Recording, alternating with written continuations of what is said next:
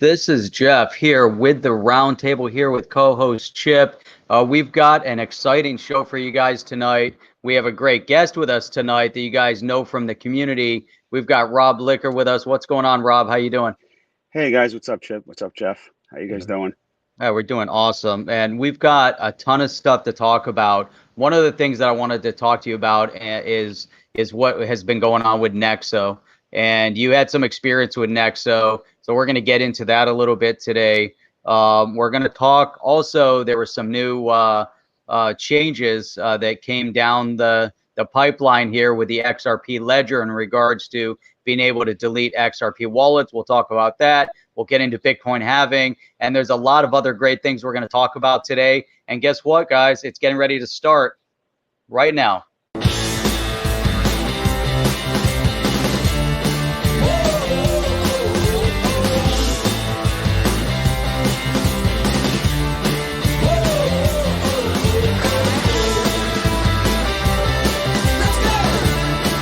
And now, the Roundtable with Jeff and Chip on the chain. Whoa, what an amazing logo, Chip. That's the first time I've seen that logo. Freaking awesome. Very cool. It's awesome. And the Roundtable. So Rob, man, it's great to have you on. This is really fantastic. We love doing the Roundtable. We love reaching out to members of the community and really getting some good engagement here. Man, do you have anything that you want to kick off with? Anything specific before we dive into this Nexo thing?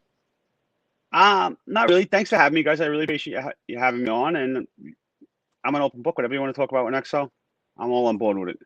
Man, that's awesome. Chip, man, we've talked so much about, what went on with the liquidation. And, we have to point out it wasn't unique just to Nexo. It just happens that we talked about Nexo and we're finding, more and more people, that have had similar types of experiences. But that was kind of crazy, all those things that were going on last week. And this whole idea of the margin accounts. I talked a little bit about it yesterday, on the HODL review, getting into the idea of these margin accounts and the fact that they're candy coating the fact that the borrowing aspect of many of these platforms are actually based on margin.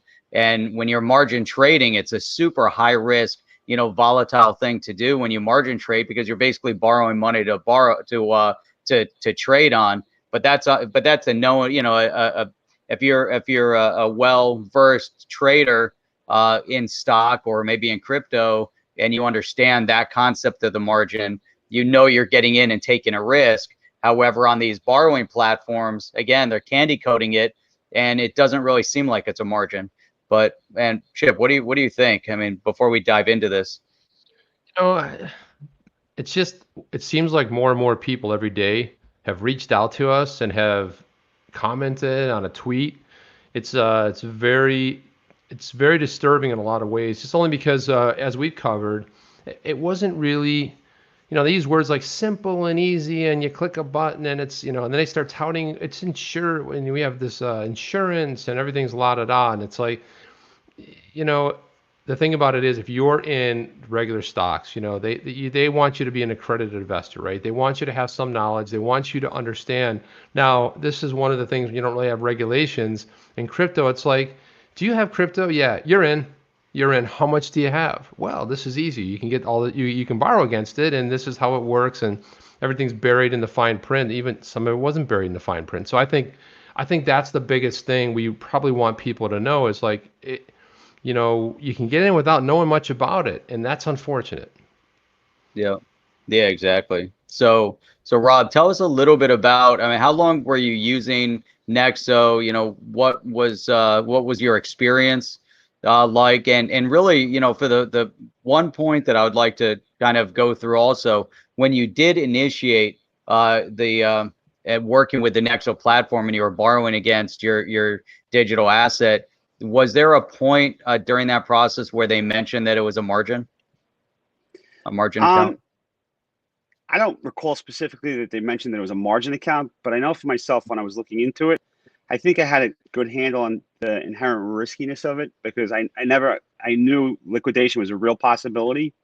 At least for myself, when I borrowed, I made sure that I had capital reserves that I could top off if need be. What's very troubling, what you guys talked about, though, is that frequently people were not given time to top off. They were just like randomly liquidated. Like even if you had capital reserves, Right. your position was. I dealt with it. I had 2 liquidation notices, and it's freaky. Let me tell you, the first one came in. It just warned me that my account LTV was getting out of whack, and I should top off. I did. I got another one a few hours later. I was like, holy crap, this is ridiculous. I topped off again.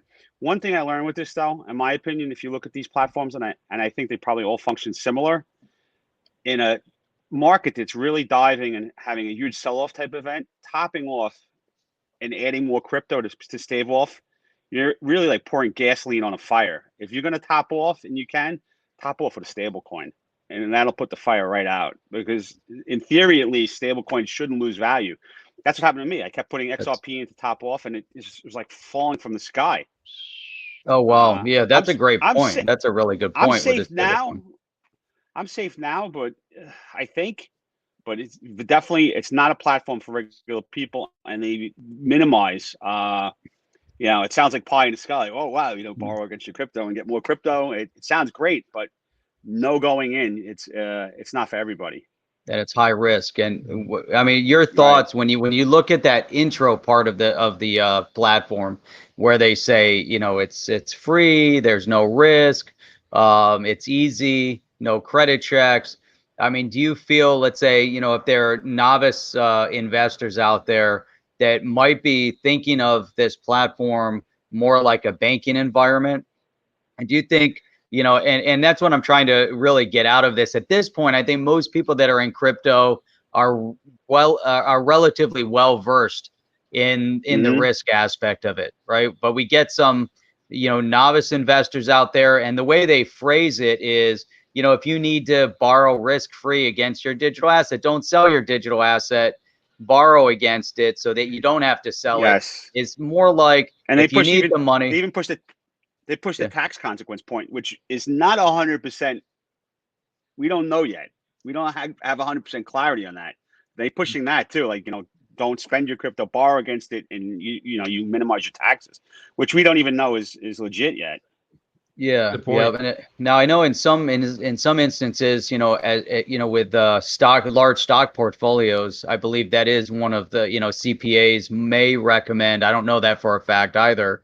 I've never been in a position where I'm borrowing money, to offset and not sell stock holdings. But I have heard that people will do that. They'll borrow against their stock, and so they're not selling off their stock holdings or their stock positions. But then at some point you need to pay the money back. So it's not like, well, I guess when you sell, then you pay it back at some other point. But that's really for CPAs to decide. But you're right. I mean, to me, it's muddy water. For them, it's kind of a very fine line for them to walk down. They're giving people financial advice and tax advice all in one with that statement. Very slippery. Well, they're not based in the U.S., so it doesn't really matter. You can say anything you want. You're hiding behind a shell company that's tied somewhere else. And on the HODL review yesterday, Jeff brought up some amazing points about Binance, saying that, CZ was basically saying wherever he is, that's where headquarters is. When somebody had asked the question, where's your headquarters? He's like, well, wherever I am. So then you're like, okay, well, where's the custody? Where's this stuff? That they were supposed to be registered in Malta. It turns out they're not registered in Malta. So it's like, how does that work with Binance US? Well, Binance US is run by a company out of San Francisco. It's a license type of a thing. I think they had to do that in order, because when they made the decision to actually stop international and set up in the US, they had to move quick. So they really needed a company. They didn't have time to go through all the paperwork in a year. So that's why, what's the name of the company, Jeff? Do you remember? It's called Trading. BAM Trading. BAM Trading. BAM. So that's why they're licensed through that and BAM. So you got to look up what their offices are and what their accreditation is. But here in Florida, we can't. We don't have access to it still. And there's a bunch of states, and Florida's usually pretty friendly with that. You don't Georgia, either? New York? No. Yeah, New York doesn't have access. It's only in a handful of states. It's not in many states. Right. Interesting. From what I understand. But that I noticed that even back in the heyday of P2P lending with Prosper, I remember Prosper had rolled out in the early days. I got involved, and then they had to reapply for licensing. This is when it was all brand new, and they pulled back and they said, "Sorry, but we're going to freeze everybody's access. Your money's there. You can sell it. You can't add to it. You can't add to your positions, but we need to roll this out again." And when they rolled it out again, Florida wasn't on the list, and we were living in Florida at that point, and I just had to wait, and they went state by state, and state regulation is definitely a lot more strict in New York and Florida and some other states in order to pull it off. New York is obviously the strictest, but I think with New York, there's also a lot of pay to play type scenarios there with the licensing that goes on in New York is one of the most strict, but they're looking for a payout. So, that's a little different, but this is, and what Chip is bringing up to me is a major concern. We brought it up with another exchange platform, right with a CEO. We brought up some of our key concerns, Sorry about that, guys. Yeah. Yep. Alarms. This is what happens when you record stuff and you go live. That's Boom. right. At least it done. I thought it was like, I don't know, Jeff, if you ever watched Lost, but you had to hit that buzzer. Like if you didn't hit it, the whole island would explode. So I was like, immediately was jettisoned back to my days as a Lostie, watching that show, and that button had to be pushed every 3 minutes or something, and you couldn't go to sleep. It was really awkward. I never saw that show. Sorry. Oh, it's a I great never show. watched This person's here, guys. Sorry about that. I just had to let him in. It's okay. No worries. All right. Sorry about that. Hopefully Did you ever watch that again. show Lost, by the way, Rob? I'm aware of it. I know about God, it. what's going that on wasn't here, man? One I watched. No. It's one of the best shows ever on episodic style. Anyway, the one person out there, you'll know what I'm talking about. You'll be like, hey, who doesn't like Lost? Anywho, is there somebody out there that watched Lost? Lost was from what, like the 90s? Is it on Netflix? It is. It's so you watch the whole thing. Watch the first episode. Oh man, it's a bingeable thing. It does get a little weird, and after you watch it, you and I will follow up on it. But just like any show, like the BBC's pretty smart. They run a show. They have like 8 episodes. Like, let's do The Office. We'll have 8 episodes. Okay, let's add 4 more, and that's it. Meanwhile, here we like 11 years and spin-offs, and we'll try to do everything we can possibly do to save a show. Get every last dollar out of it. By the way, The Simpsons is the longest running show ever, isn't it? It is, yeah. And then, by the way, Steve Carell, who was played the U.S. version of The Office, he's got a new thing coming out on Apple TV, and it's Space Force, and he's kind of like put in charge of the Space Force, and he's kind of like the Office character. It's so God, that's got to be good. I gotta tell you, man, I watched the trailer. Is so it's got actually Lisa Kudrow from Friends is in it as well. So I got a year of that for free with an Apple TV thing I bought. I haven't really checked it out. I tried watching that Jason Momoa show. I'm like, I wasn't feeling it. Yeah. See? I didn't even try to watch it. I'll be honest with you. I looked at the trailer and I'm like, do I care? I'm like, I don't. I'm sorry. Can't see. What was the show? What was it called? Z, you said? C. Yeah. Oh, C. I guess they have like something happened where the people on Earth have lost their vision, right? Is that more or less right? That's exactly it. Oh, I'm out. I'm out. I don't care. It wasn't. There were some good, post-apocalyptic type shows. There was one out of England where people disappeared, and then you had crowds of people kind of getting together and finally, meeting. And then there was a comedy out of here. It was the last. What was it called? Last I can't remember the name. Last Man. It wasn't Last Man on Earth. That was awesome. I love that. That was really funny, and then he started to get everyone together. After a while, I just got a bit much and I stopped watching it. But it was really an interesting idea in a post-apocalyptic area. There's only where they're moving into mansions, and it was hilarious. Yeah, that was fun. They're taking all kinds of art. I'm trying to get into Money Heist right now. Walking Dead's the best one. You guys seen Walking Dead? No. What's wrong with you people, man? God, I love The Walking Dead. It's like my favorite show, but I'm starting to lose interest in it. Oh no, it's getting better than ever, man. I gotta say that I think it's been better than ever. 2 seasons ago, Angela Kang, bringing her in as the showrunner was the best thing they ever did. That last showrunner was, 3 years ago, it was garbage. If you want to see, are you a Fear of the Walking Dead guy, or you're not? I am. Listen, dude, I'm all in on everything they do. I don't know about the kids Walking Dead. That's going to be a little. I'm not sure if I'm gonna. They got the kids version coming out. I haven't watched any of those shows. Jeff, you got to binge. Just watch the first episode of Walking Dead. It's people think it's about zombies. It's not. It's about Oh, it's not. people, and it's about what they do, and they have to survive. And it's I love any. That's why I like those reality ones. By the way, I've seen every Big Brother episode there is. The U.S. version. I don't like the British version. You know the thing I Yeah. love the most about The Walking Dead? What's that? Everyone, all of Bitcoin maxis and all of us crypto guys, we all talk about like how sound money and Bitcoin fixes this. It's Bitcoin doesn't fix The Walking Dead. The one thing doesn't they've never fix it. discussed they've never discussed money ever. But It's they don't all need barter. it though. Right, it's all barter system because Yeah. you got to go back to the early days. You know, they don't even care about gold. There's no Right. gold in The Walking Dead or any of these post-apocalyptic things. You know what you need in the It's gold the, ahead. you know what Doesn't you make need? sense. Bullets bullets and guns. That's what you need. You need right. ammunition, and you need guns. water. because- And that's And in water and some food, and that's worth water trade. right. Then you also And you have some to other learn. textile. Yeah. You have to learn how to be a farmer. It's like, okay, I wasn't good at. Okay, I got to learn how to be a farmer. I got to learn how to grow stuff because after a while you can only hit the factories or the supermarkets and I mean I guess canned goods. I would eat something that was in a can for like 5 or 6 years later.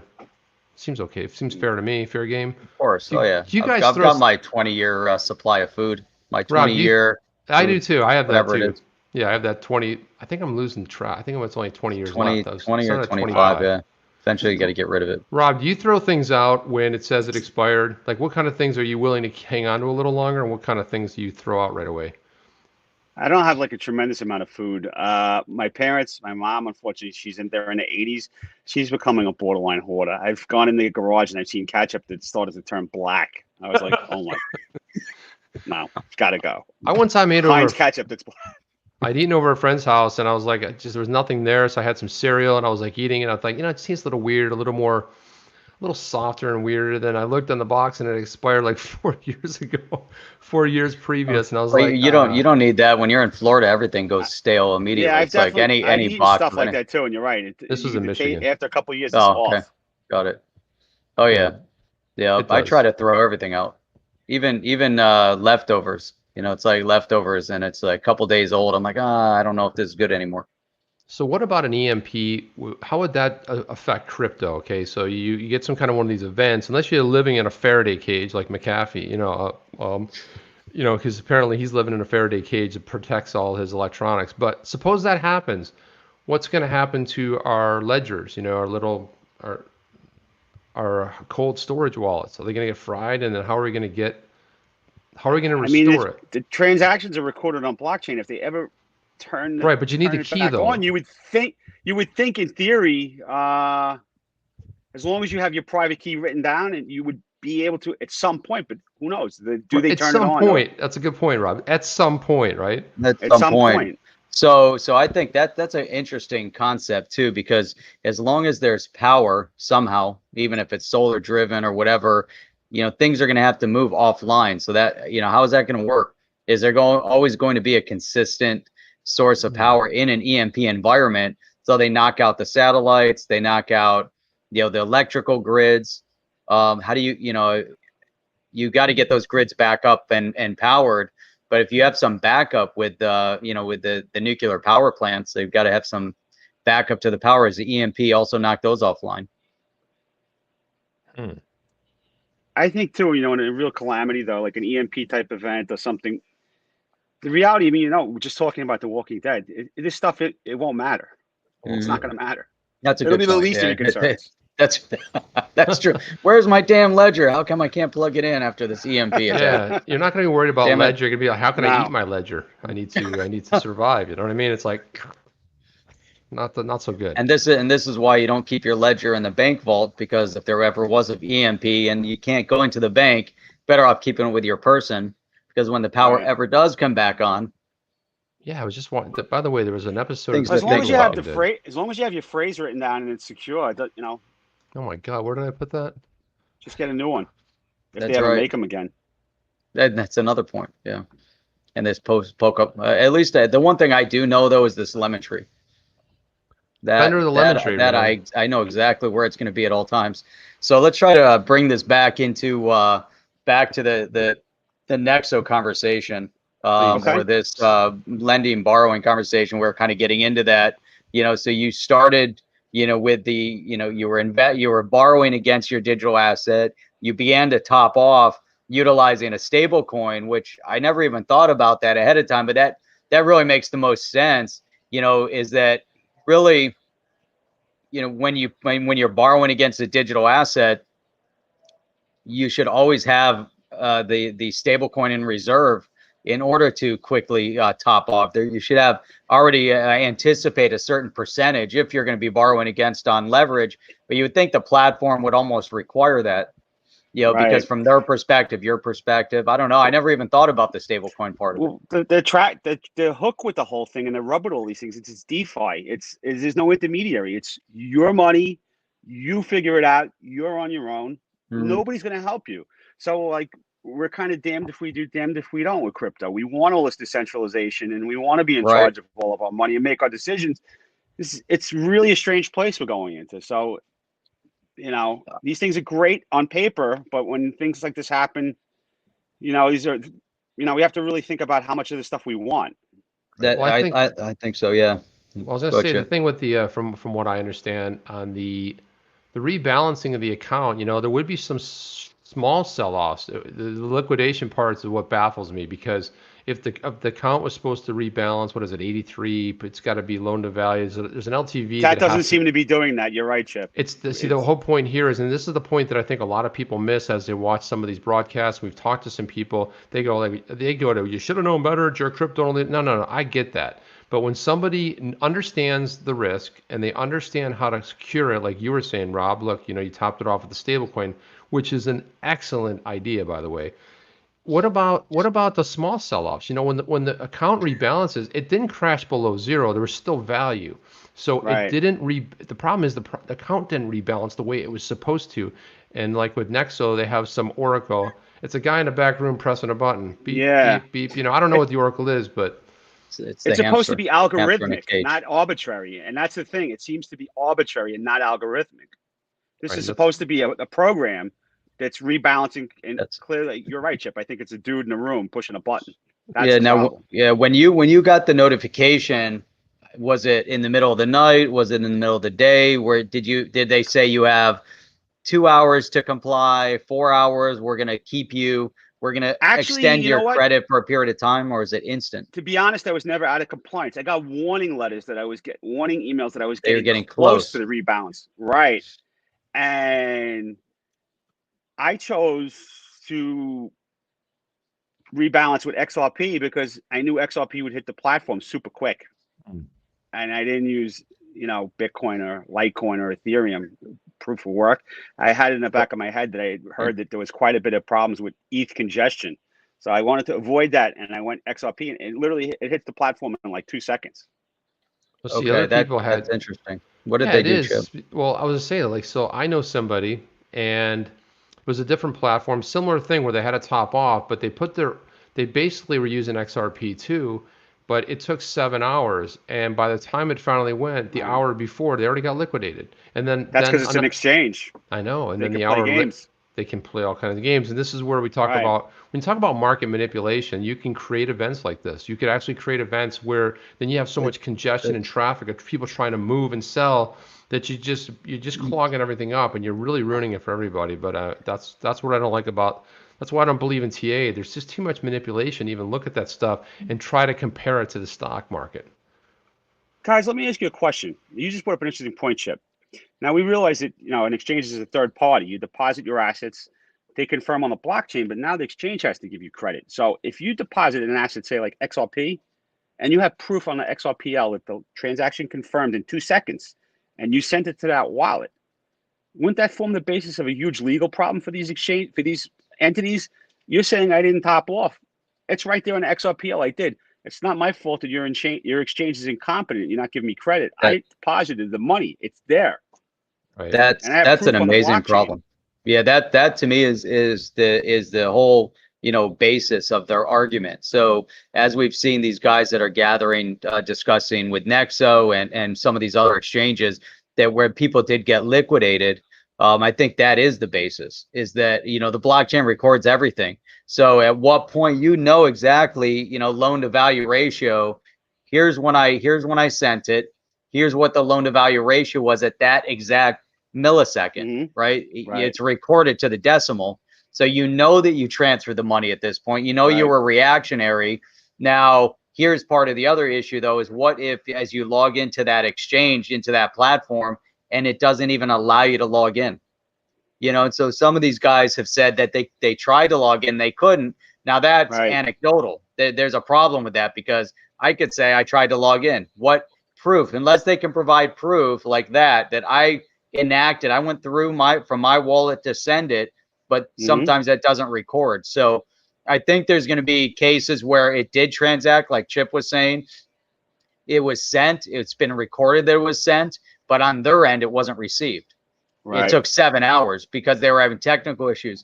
So I think there's going to be a lot of legal issue. Now, one of the things that you brought up is that from a decentralized perspective, I think, you know, the decentralization aspect is interesting because you can take the people component out of it, but the decentralized concept, you know, at its core means that from a technical perspective, we won't have any technical inefficiencies.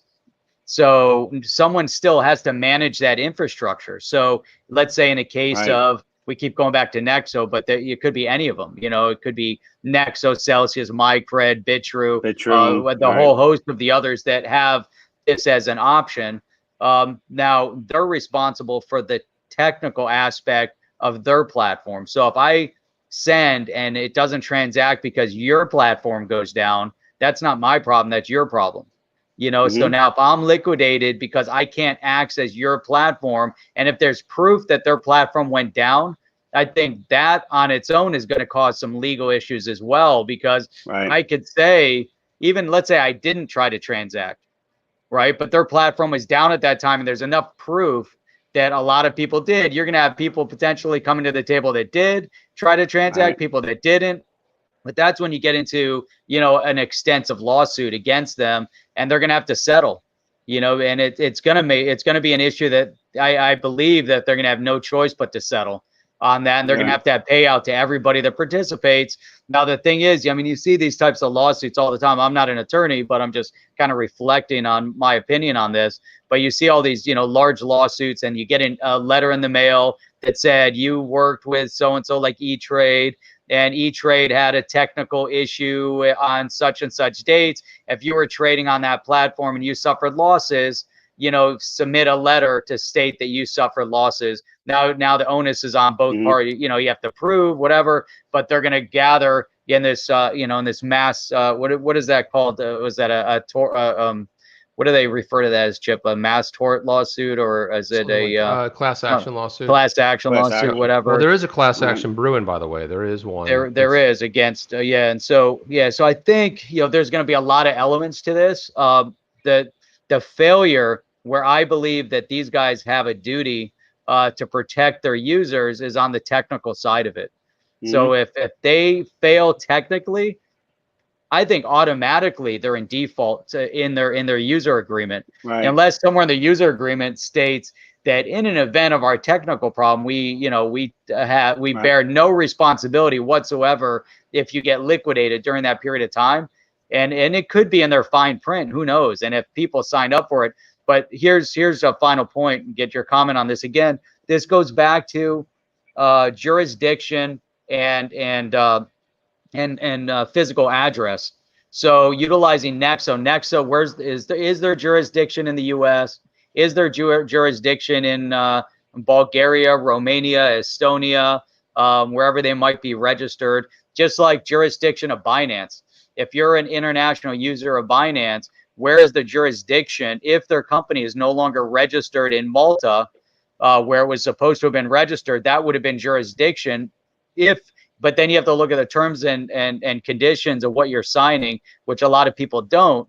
But if they don't have a physical corporate headquarters, to me, that's a red flag right off the bat right now. And so that's where, let's say like Celsius, where's their physical corporate headquarters? Where is jurisdiction in the United States? As a U.S. user, I think it's dangerous for us to utilize platforms outside of the U.S., especially as stuff like this is coming to light. So a lot of this is hindsight. So we have to learn from our mistakes moving forward. We have to change our actions. This also factors into what I was talking about before yesterday and the day before that, whatever that was, about self-regulation. Yeah, we're at a point now where we need to self-regulate our I don't want to call it industry, but we need to self-regulate the crypto market because you're not getting a lot of government regulation. But from a self-regulatory perspective, if we're in the U.S., we use U.S. platforms. If we use outside platforms, then we take a bigger risk and understand that we have no jurisdiction to bring a lawsuit against them in case something happens. Again, learning from our past issues moving forward, is Celsius in the U.S., is MyCred in the U.S., is Uphold in the U.S., is Coinbase in the U.S., is Gemini in the U.S. You know, where is the jurisdiction for where we invest our money? I think is something key. What do you think of that, Rob? I agree wholeheartedly. Unfortunately, you know, this industry, so much of this stuff, if you want to participate, if you want to use some of it, you don't have options. I mean, like, look at Coinbase, look at Gemini. I don't think it pays to speculate too much outside of the top 50 or 100 coins, but maybe you think you have something, a diamond in the rough that you want to put a few bucks on, like a Sologenic or something. You know, I pay taxes on the money that I earn. Why? You can't buy it US, can you? No, you can't. No, you're not. No, you cannot. You can't. There's a lot. So but that's a good point.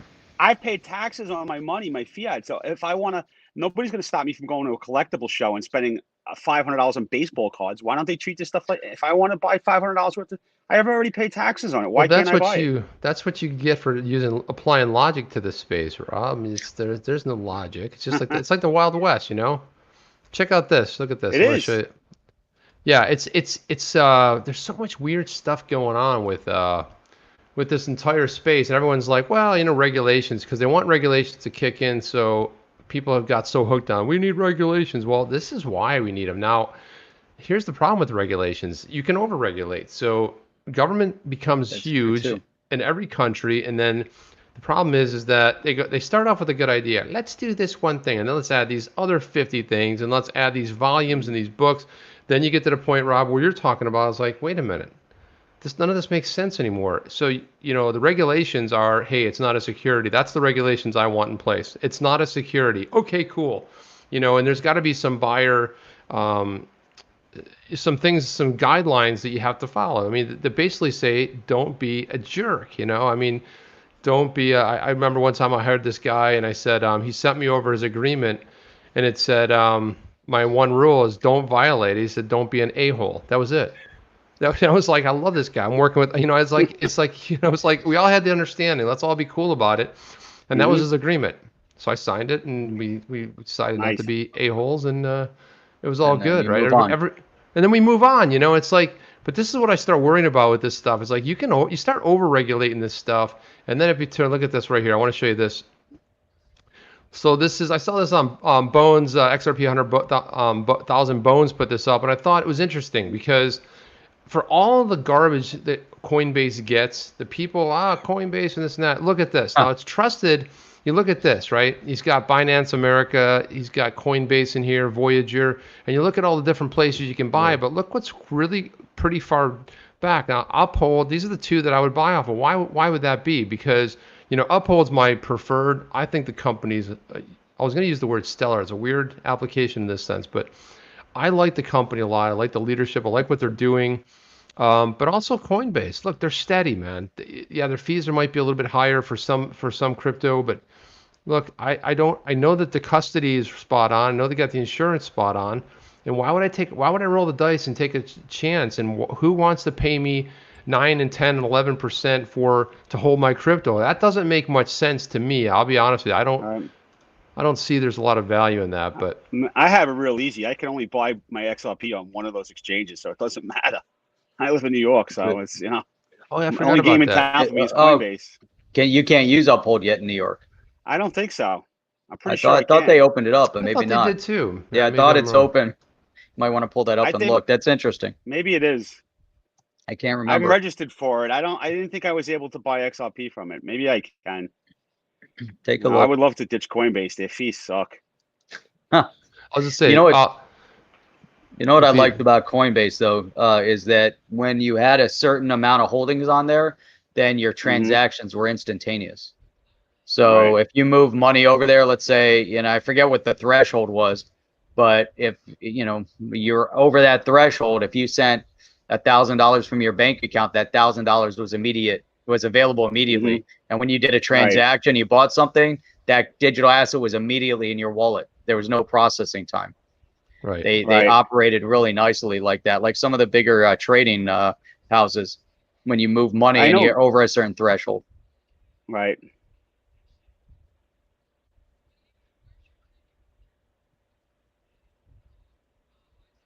Go ahead. Yeah, I mean, I I have was, no I was, issues with Coinbase with that. I bought that was tons like of the stuff from them. longest You're right, silence and ever. I was waiting for it somebody. I takes. was like, are we still Nobody knew on? what to say. Is this on? Hello, anybody? Boom, boom, boom, boom. I thought it was frozen. I was like, You need like the mic, the desk knock. Yeah. Hey, you. Hey, if you guys, one last thing about Nexo, what I thought, and I actually tagged the guys in Nexo and I suggested, I blasted it out on Twitter. I kind of think if there's a way, if they can implement it to do like an escrow of the escrow, Same like a thing I 24-hour recommended.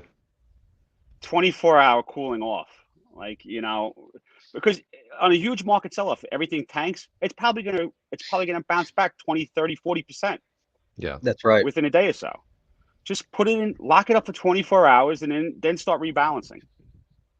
That's what I'd recommended too. I think that is a perfect sort of a solution. But you got to remember that they want to mitigate risk as well. They don't necessarily want to take on the risk. But you're right. There's a period of time, and before, if they were, let's say they were even to sell it off at if they had this so-called algorithm that's really knows the ins and outs, why couldn't they, as it's coming down, and once it hits that point, instead of liquidating, goes to that, put it in a stable coin so the value's there, and when it comes back up, it knows and it pops it back up. So that way you're protecting them and your users, they're not getting lost. So it pumps it out into that stable coin, so value is there. You don't have to liquidate because you can do some rebalancing.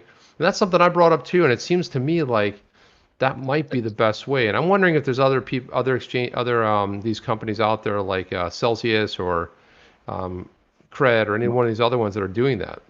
MyCred, I guess it's called. Celsius is doing something, and they have some kind of protection. They do. I don't use the platform.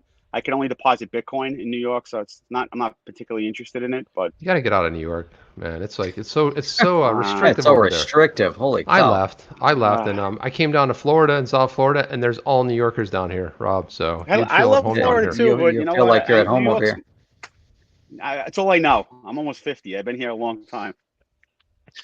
Yeah, well, I mean, I got to tell you, I mean, I grew up on the other part of the state, so it was really different over there, and you got, just the way of life's a little bit different. And I love New York. I used to travel there at least 2-3 times a year.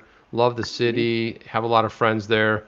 It's a great place. I mean, you are not going to find the best restaurants in the world. I mean, it's just so much to do, man. It's so much to do and see, and I mean, all shoved in. You got the boroughs, and it really is an amazing place on the planet when you think about it. Right. Yeah, that's what I like. That's what I like too. But I like all the visiting. garbage goes with it, I zip in, I zip out. I just want them to own a pressure cleaner. I want someone to put out flyers and say, "This is what a pressure cleaner looks. Let's get 110 years of soot off this building." Okay, because now would be a great time for that. Are they mass cleaning New York right now? No. No. It still looks pretty slimy. We can send some of the guys from down here that pressure clean. We'll send them up to New York. We'll let them go spend a week up there. Please. And there's a lot of guys that would love to go up to New York right now and get a little extra work. They pay them double time, triple time, or whatever, and send them up there and they'll start, cleaning it up. That's it. Even fixing the roads. I know the roads up there need a lot of fixing. You think? Just a little bit. The ones except for the BQE. Other than that, the ones by me are okay. BQE is 60 years. How about the bridges though? The bridges are looking a little tattered. They got the new one by my house, the Kosciuszko Bridge. It's beautiful. It's the first new bridge in 100 years it's built in New York City. It's absolutely gorgeous. Nice. Dual cable stay. Has a bike path. Awesome. You get a crazy view of Manhattan. I walk across it all the time. Oh, nice. What about the other bridges? Forget that he doesn't have to use that Brooklyn Bridge. Kind of relics. Relics. In 1883, it's got some age on it. Yeah, a it's little still bit. going. It's still going Yeah. though, you know. People still All using right. it. Yeah. Hey, so let's detour a little bit. Let's go into XRP. Sure. They just had some new regulations passed. I don't know if regulations is the right word, but they had some they voted and passed that New wallets. amendment passed. The new amendment is more likely the terminology that you can now delete or cancel out a wallet. And as we know, every time you open up a brand new wallet, you have to put up XRP. 20 XRP right now is the cost for that. Right. And as you take down, and so up until now, if you decide to move all your XRP out of the wallet, 20 XRP still stays there. So now you can actually Right. delete the account. It started yesterday. And so now you can delete the account, and the burn off for that is 5 XRP. So you get 15 XRP back. I think there's a lot of amazing utility and ideas behind this vote. A lot of potential. What are your thoughts on this, Rob? I like it. I mean, I'm not personally myself. I only have 2 XRP wallets. I have my Ledger, and then I have a Zum wallet. I don't see the point of having like 5, 6, 7 wallets, but I definitely see the utility of this, especially as XRP goes up in price. It just wouldn't be, that's not going to be sustainable having so many XRP in a wallet. I think. Yep. I seem to have lost you guys. No, we're here. we're here. We just soloed We're you, man. All right. Thought you were gonna go on a journey. I was gonna get you like wanted you to be little front and solo center. action. Little solo action. We can do that kind of thing. See, bam. So Nice. just a little bit of switching up there. It is an awkward thing for a guest to go, uh-oh, what just happened? Sorry about that. We should have. We'll have to do a better job explaining that up front. So Yeah, I thought about that. It kind of catches people, and it catches me off guard too when we're doing it this way. We've been mixing it up with our platform. So before we do a lot of our recording and stuff like that with Zoom, and then we would post edit afterwards. And so people don't realize that we're going to post edit, but now here we can do things live, so we can, make those transitions, and you can be like, bam, all of a sudden you're looking at Chip, boom, just like that. bam, we come back over to me. I'm like, hey, this is pretty cool. And then, we can easily transition back. So I don't want to go back to this nice. because it says first time in history. Think about that. I mean, you look at what it takes to have the voting. Like you said, they were always one vote shy, and now they finally have put it through. For first time ever, an account's been deleted. So you had 20 reserve XRP were released, 15 were recovered, and 5 were burned as a transaction fee as expected. So this is going to be probably have a huge for institutional, right? Because now you can in privacy. So you go ahead, you create an account, you do what you have to do, and then boom, you close it, you burn it, you're done. You're in, you're out. You don't need to leave it open because the whole idea is what happens when 20 XRP goes up to, let's say, 100 each. So now it's kind of expensive to have a wallet somewhere, right? A newbie coming in the space. You guys think eventually the wallets will go to requirement will go to drops potentially? Is that where it might head? I think it might have to. I mean, a little bit, but I mean, you're gonna pay $2,000 to open a wallet. Hey, it's like MLM marketing, right? It's like, hey man, come over to my house for coffee. Next thing you know, you're hearing a whole business presentation. It says, well, what do I have to get started? Well, it costs $2,000. You get all these products, you put them in your garage, and then you sell them to people. You're selling to your family and friends. You invite them for coffee. That's awesome. You know what I mean? It's like concept. Yeah, I mean, it's like, so at some point, I mean, properly distributed, so I'm not. Jungle Inc. was talking about something with the wallets, like maybe in the future that people won't have wallets with the. I don't know how that would work. Yeah, so a while ago. I don't know if I'm misattributing that. No, it's interesting, Rob, because a while ago I had made a video about that XRP will be unaffordable to most at some point. And my concept behind that was really based on the cost of opening up a wallet. But right from the beginning, I've also believed that, XRP wasn't meant for retail consumption, and I could be 100% wrong with this. I don't know. We've got a lot of people investing in it. We're playing with the space. But right now, even as we look, and Jungle had talked about another point where he's saying that Google and Ripple and others are kind of partnering with Coil, and maybe there's going to be some utility with Coil. I believe that the whole premise behind XRP though is institution. I really don't think it's meant for retail. Again, I could be completely wrong, but the fact that Ripple, the very first use case of XRP was 100% institution based, and everyone refers it to as the banker's coin. And the fact that it cost 20 XRP to open up a wallet, and when we saw XRP scale up to $3 plus, opening up a wallet then cost $60. You know, so Right. it was costly to open up a wallet, and it was tying that $60 up. But one of the things Chip's talking about, being able to open up wallets, there's going to be a hard cost of opening up that wallet.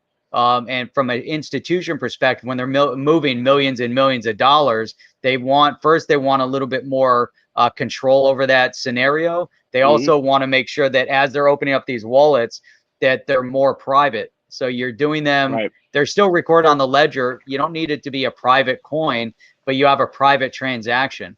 So now a financial institution moving fiat or big, whatever it is, they're moving it, they're opening up a brand new wallet as a transactional part for the ODL.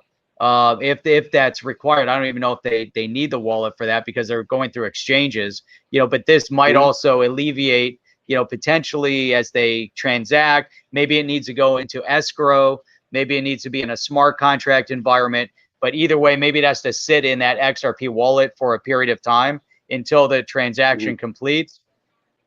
But that wallet is created only for that transaction.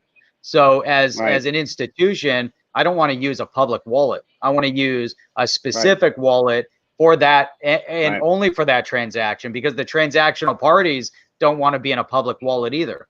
You know, meaning that that institution is utilizing that account for all sorts of transactions. No, I want that wallet to be specific for my transaction. I'm moving 10 million, 100 million, whatever that might be, but I'm moving that amount of money for a transaction, and it needs to sit in that escrow for a period of time.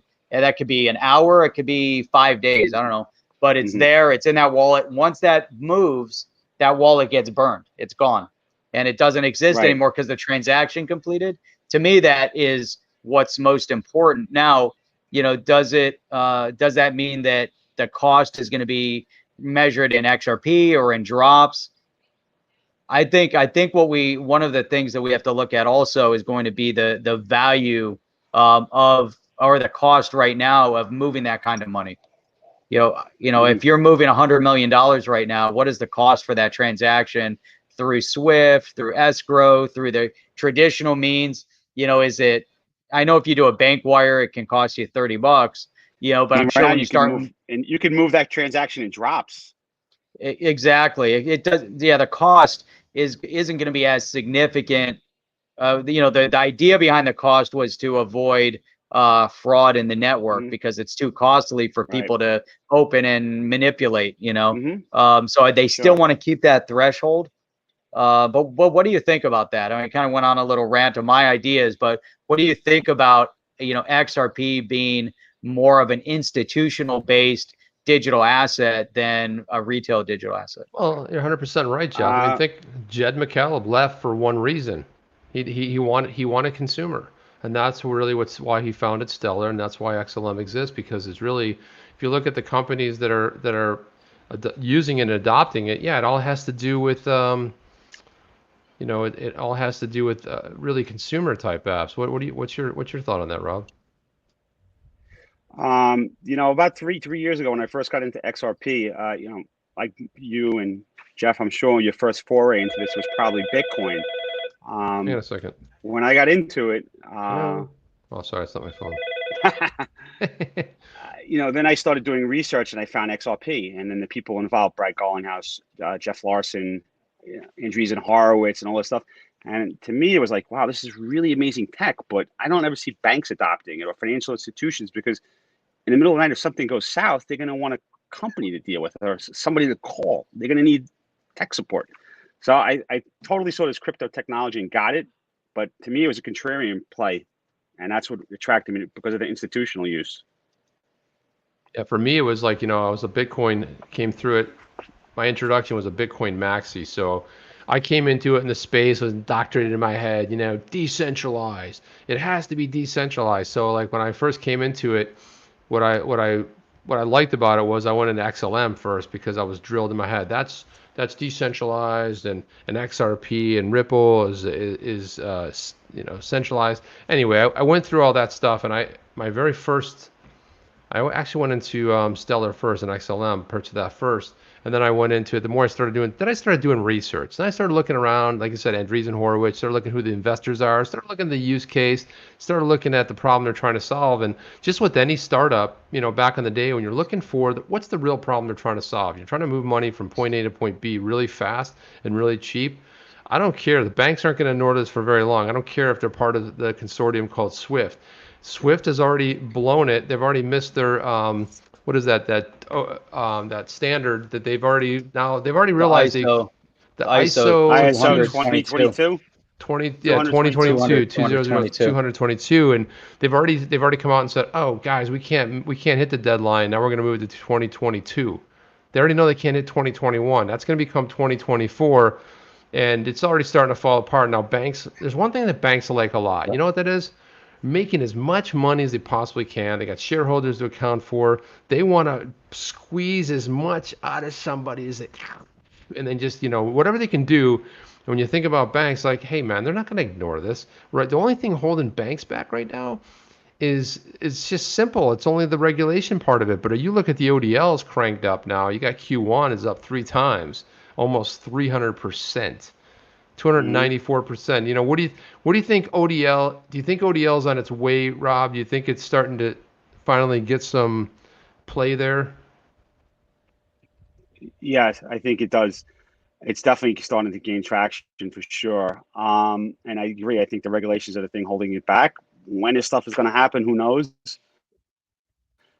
Do you think, you know, not to get too tinfoil hat, that ODL is kind of like a proof of concept showing that this works, and there are larger things at foot here? And once ODL establishes itself approved, then a lot of the biggest stuff that we all think about. I like what you're thinking. But ODL has to prove itself. It's the proof of concept, and it's showing that it works. It's establishing itself. Well, I think you're right. I think that's a really good, you know, good sort of a thought on that, because if you think about Coil too, Coil's a proof of, you know, concept as well. It's like, okay, you have the Coil.com, and then, you know, it's streaming micropayments. Like right now, there's people watching us. They're streaming little tiny payments. They're little, but what we see is that even though they're little, the concept is there, and even though it's not a lot, it doesn't matter, because your only 2 shots of monetizing are go to my Patreon, my Patreon. It's only $107. It's $207. It's $307. You can have a Patreon account, and for that, I will sell my sister and my brother. I'll sell you this. It's a coaster. It's not just a coaster. You know, that's the thing. Oh, and so you have those coasters in blue? No, I'm sorry, I don't. I just have them. It's just another paywall. See, it's just a basketball. It's like a skin of a basketball. It's a whole NBA thing. See, but you see what I mean? Like, my point is that your monetization is, you know, if you go to podcasts and you run commercials, whatever, it's all stuff taken from stuff we already know. Coil is different, right? Because Coil allows people for $5 a month, you can go support people in the community. Man, you go to coil.com. I've talked about some of the amazing stuff that I read there. The bloggers there are just phenomenal. They're really writing some quality stuff in and around, and it's the proof of concept. You're like, oh, wait a minute. They said this. They said micropayments wouldn't work.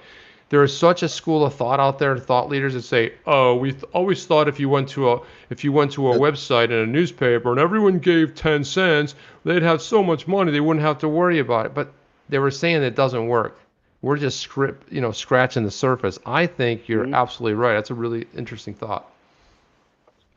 A lot of things, Rob. Yeah, Rob, what do you think? I mean, to explore your idea a little bit, and to take off of where Chip is talking about, I think that, you know, Coil, you know, the whole Coil platform, I think is right now as a blog is kind of ridiculous. You know, but I think that the concept, what they're trying to prove is, like we're talking about, is proof of concept. You know, and Chip has brought this up multiple times. Why in the world would you have your technical solution called Coil, and then you put a book cover on it, which is a blog? It makes absolutely no sense to have Coil as a blog and Coil as a platform that you're going to then sell to other people as a concept of streaming payments. The blog, the Coil blog is temporary. I don't believe it's a long-term thing. I think it's 100% just in a sandbox kind of environment right now, but it's a public sandbox. And I think that they're going to kill that platform or rename it and move it somewhere else, because the amounts of money that are being transacted through their blog are so insignificant. But it's that proof of concept. So now think about this. I'd love to get your feedback on it. But think about it from a perspective of electricity. And you're streaming your payments for your electricity use in real time. Whether it's from a retail perspective or from an institutional perspective, you think about it, from an engineering side of it, what it takes for the city to run a railroad, or to run their electric grids, for powering up public utility. And there, I don't know. I'm just trying to think, but you're talking about ODL is just the beginning. Coil is just the beginning. What are the possibilities? From an engineering perspective, even where streaming payments could be applied and impactful. I mean, if Lawson's, and they always talk about the internet of money, the internet of value. If you really want to go far out into the future, you can envision a scenario where, like Uber, for instance, cars become automated. You need to get to work slightly quicker.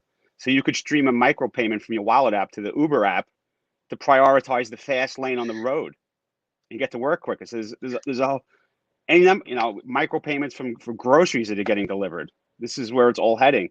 But I think in order for all of this stuff to happen, the asset itself, the network, has to first be proven. It has to be shown that it's robust, and then it can work before that has to be done first. And that's what I think they're doing right now. Yep.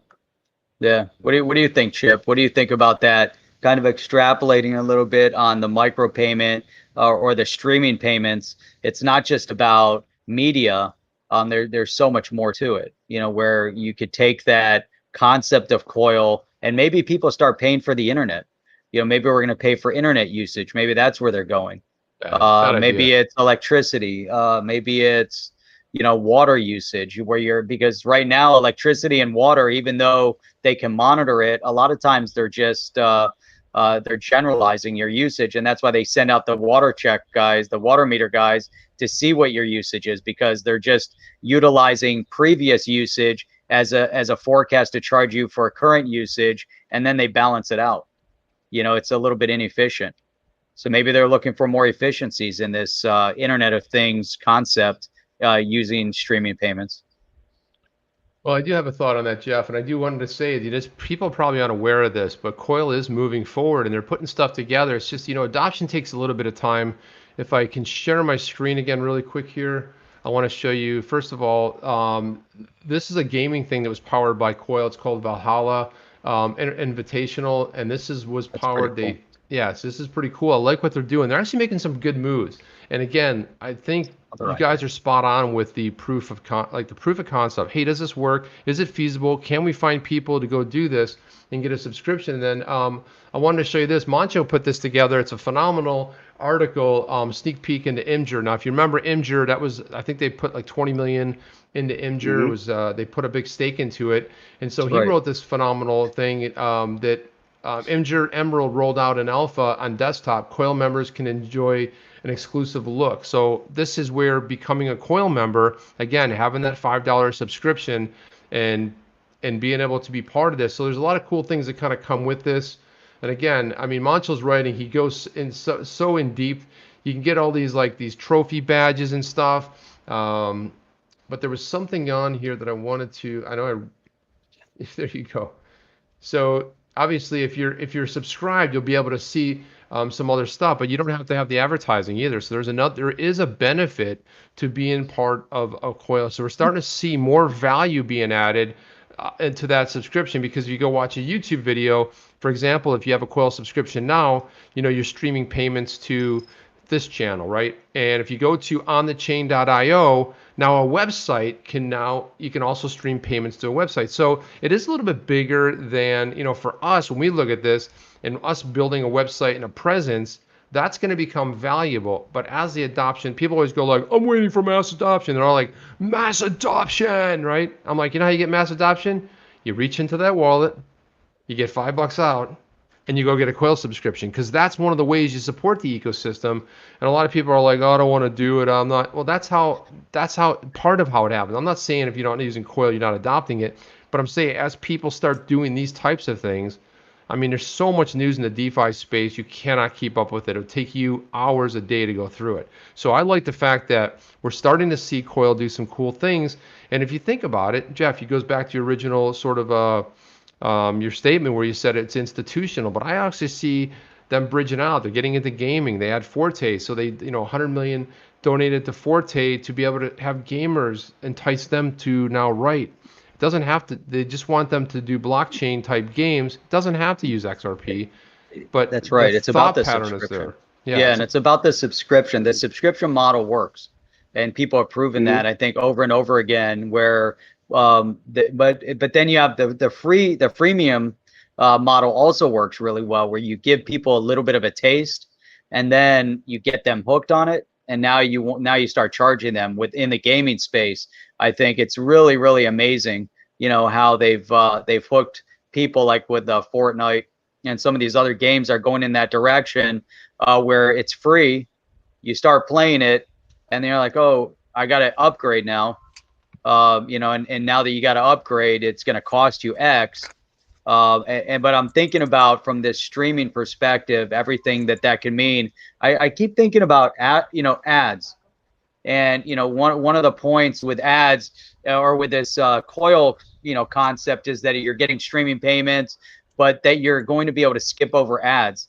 I don't believe that in the long run we're going to have platforms skipping over ads, because if you think about the ad isn't just about the financials to support the channel. It's also about the company that's putting the ads up selling their product.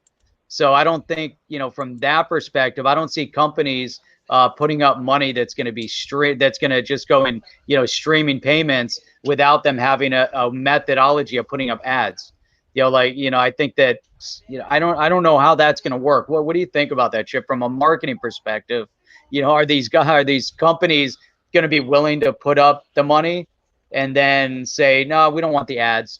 Maybe just a picture. It'll be like a magazine ad. It's static. I think we're close to figuring it out. The problem with ads is people are like, well, they don't want ads, right? So, like, I'll just give you an example. Like, the way I look at the scenario is that right now advertising's it, right? And we've talked about privacy before. You got big tech, Facebook, Google, that are monetizing based on our preferences. So they're monetizing off our backs. They're using that, but in exchange for that, we signed up for their user agreement saying that we're okay with that as long as too much privacy, falls in line with that. But when I go watch a creator, like, it doesn't matter, not even in the crypto space, if there's somebody I really like what they're doing and I think they're really putting out something that I really like to consume, and there's some people outside of the space, I sit through the ads. You know why? Because I go, that's the way that I can support them. I watch the ads. And what I like about watching ads is they start realizing these companies are so good. Facebook, I think, is the best at it about targeting when you're talking about what do we go to next. But once they learn what you like, I go to Facebook and I'm on there once in a blue moon, but they know exactly what I like, man. They know everything I like. And the same thing happens with these ads. You start watching them. It's like, hey, I got this check for $200 million and you can do, well, if you don't click on those, but you click on a crypto one, or you click on something you need, they start learning what you like. They start serving up, better ads. But I like to do that. And now when I go to a website, you go like, oh man, this freaking, you go to the crypto, let's take the crypto sites, for example, all the crypto trade, right? If you block all the ads, the article is this long. It's like 3-4 paragraphs, but you got an ad here, an ad there, an ad over there. But that's the way they monetize. So going back to your question, right now we're doing that. Now, what I love about Coil and what I think they're up to something is because as that ecosystem grows and becomes more things, that's that $5 subscription can now support an ecosystem, because it goes back to, well, what if everybody did something? because $5 you can also get a $10 one as well, but it doesn't necessarily stream anything different. But what I like about it is it's different, right? So if I'm on Imgur and I don't have to see the ads because I'm a member already. So now I've just expanded my subscription to something else and expanded it, and that'll turn into paywall sites. I can stream some Coil there, and this is opening up a whole new thing because we only have two things: either everyone pays a little, or we got to be blasted with these ads. And I don't know if there's another thing because there's a balance. Yep. Yeah, There's what is definitely a Coil has balance. another thing too. They have What's another that? thing too. I remember I'm a Coil member. I support it. When you sign up, they have a $5 a month subscription, or Yeah. you can be a content creator. How does that work? Well, okay, when you're a content creator, like for example, if you're writing blogs, like I have a blog, you can go down below, you can see my blog, and I write about silly stuff. But Mhm. if you go on there and like every Right. once in a while, I got to throw a thought out there. It's like if somebody out as a content creator, if I'm writing something on the platform, and again, I'm really impressed that I get XRP out of it. It's not like it's burning a hole in my pocket, but the fact that I did Right. something, I'll be honest with you, I wrote a blog a long time ago when I got into space. A bunch of us dared, a bunch of friends go, yeah, you write a blog, I'll write a blog. So I wrote a blog. My buddy wrote a blog that he sold for 6 figures because it was MMA, and I wrote about stupid, goofy stuff. But so anyway, he sold this blog for 6 figures, and my blog never made. It got up to like $67, and because I had Google ads on it, and people would come in there and comment, and once I'd have thousands of people visiting, but just think of how tough that is. $67 and never cashed it out. Do you want to know why? Because I never eclipsed the $100 threshold. Google keeps all that money. If you don't hit that $100 threshold, you never get paid. So that blog, I was Wow. writing stuff and doing stuff. But I look at XRP. Every single day I can go to the your pointer is the XRP tip bot. So, and the same thing for this channel. We can go check and take a look and say, well, how much was streamed after this broadcast? You can see that it's pretty exciting to look at. So as a content creator, we got two channels, right? We have this one, we have the other channel, which is the link down below. And if you're a Coil subscriber, so Rob, if you're watching and you're watching on desktop and you're watching one of our broadcasts and you're streaming Coil payments, so we're creators, Right. and now you're as someone that has a subscription. Jeff and I both have subscriptions too because I believe in the ecosystem. I was one of the first adopters because I said I have to be part of this. How can I expect this space to explode with the new concept if I'm not going to be one of the guys? $5 a month. I'm like, $5. That's a coffee at Starbucks, man. I think any of the YouTubers, honestly, who are not on Coil or Cinnamon Video, they're doing themselves a disservice. I mean, if you're an XRP, enthusiast, Well, and you want to support the ecosystem, if you can, in theory. Let's back that train up a little bit. We're very, very excited Unless there's about some kind of. Well, Cinnamon, for example, I like what they're doing, but when they put that tweet out late last year that they've been around 7 months and they only paid out $1,000 and they've got some amazing creators over there, I just thought, they have to find a way to expand the ecosystem. And I like the fact, like for example, on the chain we have a Coil blog too. So we were putting exclusive content over on Coil, but we were embedding it through YouTube. But you couldn't go to YouTube and see it. It was like a link that would only show up and an embed. The reason we did that was because even though Coil and Cinnamon are tightly related, it's just recently that they allowed Cinnamon videos to be embedded. Right. So now Cinnamon does have some cool things going for it. I do like the fact that what I like in their comments, it tells you when you commented. So you can actually see, 2 minutes in, they made this comment. So you can actually see when they commented, what they're talking about. Yeah, that's really interesting. Yeah, and so that's a really good point.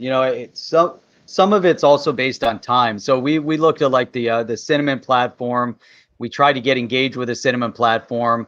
It was a little difficult from a technical perspective. It wasn't streamlined. It's not easy. They're taking on the behemoth YouTube. Are they ever going to be successful with that? Who knows? There were definitely some downfalls to what they're trying to do. They have no viewership.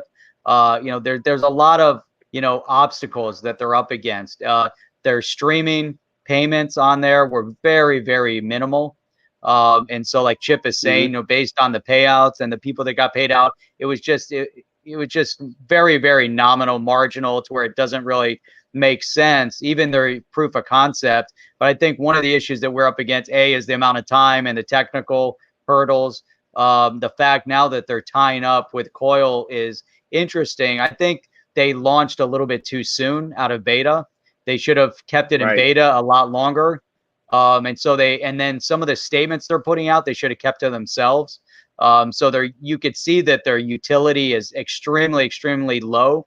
Similar to like with Coil, one of the biggest obstacles with Coil, and I don't want to get in we're not bashing it in any way, No, just no, being we love it. very, very transparent. I know we're kind of running over some time here, but one of the issues with Coil is that they were really building an ecosystem to promote people from within the ecosystem to the people in the ecosystem. I think that's a mistake. They should have been highlighting people and highlighting an idea of bringing people from outside the ecosystem into the ecosystem. So one of the things that we were doing with the YouTube videos, for instance, as we kind of went on, and after a while you realize the amount of time that you're putting into it. Maybe our purpose for us, for OTC, potentially better served elsewhere. The amount of time it takes as we're building out our ecosystem. So we're posting videos over there. So they want a certain percentage of your content hidden, so it's only accessible to Coil users. So we started doing that. We're posting like our after shows over there hidden only to Coil users. You get 1 or 2 views on it, because it's only available to people that are in the Coil network. But why would you want to limit your content to only people in the Coil space? When you're trying to build a platform, that's where it doesn't make any sense. That's where I also came up with those ideas. I was going to ask if they don't really want to like build overlap where they don't want you to compete. No, but by the same token, it's like if we create the YouTube video and we upload it, right, it's sitting out there, it's real easy to go over to Coil and embed it. But uploading the Cinnamon was really it was challenging. I think they've got a lot of the stuff worked out. I like a lot of their ideas of what they're doing, and I really want to support that ecosystem. Like, for example, Rob, you brought up a point. It's like, okay, so other ways to monetize, like the basic attention token, this is the Brave browser. That's sitting at 20 cents right now. So, having it Brave and able to accept BAT as well is also really important. So now for creators, you're looking at different ways. So people don't realize you have expenses. This software here costs money.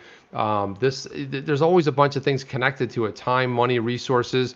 We didn't go into this to try to generate an income, but you look at, hey, things come out, Jeff come out and I come out of pocket for this. It's not like but when you have these other avenues and there's other opportunities and ways to bring in something, it's like, it's really great. And I hope that I'm really hoping for Cinnamon to really make it, because I like the fact that it's expanding that ecosystem. But Jeff brought up the point, it's like, PewDiePie is a great example. So PewDiePie basically gave him a nice check. Here, PewDiePie, come over to D Live, and I'm leaving YouTube. We never left YouTube. It's just that his live streams were over there, and all his reposted content went over to YouTube. So guess what just happened this week? They just re-signed him. YouTube signed him, wrote another big check. Come on back over. We love you. So you bring somebody over to like from Cinnamon, you bring someone like that. Problem is that when you're a small team, and I know this working in a small startup, you can only do so much, so you got to address what's really key. But I look at Coil. I got to give Cinnamon a lot of credit. Cinnamon was really fast to adopt comments. Someone makes a video, I hate it. Like our last video, someone says, "Chip, you look like you're dying," and I was like, performance-wise, or just because of the white glow on my face, I'm the whitest human being on the planet. I don't know. But when someone says stuff like that, I got to go and type it in. But you have to look at this stuff, man. It's insane, right? Where am I going wrong? Wow, we are over on time. I love it. Yeah, we're way over on time. Yeah. Holy cow. Well, I think it's time to, we probably, Rob. Alrighty, have fun editing, boys. Well, there's no editing today, boss. We download it and we upload it. With this new platform, it's real simple. So we never got to Bitcoin stuff, but. Yeah, we never got to the halving. We're gonna have you come back on. This is a great, great conversation. Yeah, we talked about a lot of other things in the middle. Myself. So. I'll try to have a venue next time with less distractions. I did what I could do, but there is a few things going on in the background. That's actually fun. I was hoping I had your number to keep like I was gonna keep texting you throughout this thing, blowing up your phone, because it's fun. I'll send you my number. You can text me. Because it's like what the hell, blowing it up. Any parting words, Rob Liquor? If I send you my Twitter in the chat, what happens? Does it go like blast it out to everybody in the world as it? Yeah, Or let's just do it on Twitter. Just do it on Do it on, DM. yeah, do it on the DM. Yeah, put Yeah, a tweet and out and tag me in it, and everybody else. I'm just kidding. the whole world. Oh, we just lost Rob. Look, it just went black. He said, "I'm out of here." Hey, He says, hey, Rob, says- if you're still there, I know you're trying to tweet it right now, but anyhow, we might have lost Rob here. Let's take him out in case take him out of there. Back So in there. Yeah, there anyhow, he is. he'll try to pop. Oh, there he is. Hang on, let me bring him back There he in. is. Yeah, There I he hung is. up on you guys. I apologize. Yeah, we lost you. That's okay. Ah. We're gonna wrap it up. Any parting words, Rob? All right. For the community. No, I had fun. I'm glad you guys were able to have me on. I appreciate it, and I'll definitely be in touch. And I'll DM you my number if you want to text me about anything. Yeah, and stick around. Stick around. I 'Cause will. We're still going to be around. here, so Yeah. don't bail. Yeah, we're gonna this. Okay. wrap it up and we'll talk here. So, but to everybody else that's out there in the ecosphere from the on the chain community, it's really a pleasure having you guys here with us. We are here for an hour and 15 minutes, and you guys hung in there the entire time with us. We really appreciate all you guys. You guys are amazing. To everybody that's on there, there's been a lot. I don't know, we could start shouting people out, but we'll do that on the live stream. Well, Monday night, tomorrow night, we are going to be doing an AMA with a brand new DeFi project. And these guys are launching their digital asset tomorrow on Bitrue. So stay tuned. Tune in with us tomorrow night at 9 o'clock and check them out. They're going to be live stream. Next Monday, we're going to be doing another live stream with a new group that's in the space that's going to be rolling out. Not premiered, but live stream. Who knows? Anything can go wrong. It's going to be amazing. We'll try to make sure that everybody has fun. But with that, go down below. Check out the website. The website soon will start changing. Hasn't changed at all yet. But there is an email register. You can register for our email newsletter all the way at the bottom. Scroll to the bottom. Put your email in there and stay tuned for updates there. Chip, what else? What have I missed? I think you nailed everything. I always want to thank everybody too. Thank you, Rob, for coming on. That was effortless. Anytime. We talked for an hour and 15. We could have gone on. I want to talk about some New York pizza because I gotta eat as many pizzas places as I can when I'm there. I have a lot of thoughts on that topic. I bet you do, and I bet you next time I'm in town I'll have to get some recommendations from you because I know you know all the spots, just to make sure I hit them. But that's it. Thank you for being here, guys. Thank you for being here, and we are out of here. Stick around, Rob. Are you down with OTC? Please like, subscribe, and click the bell to be notified when the next video drops.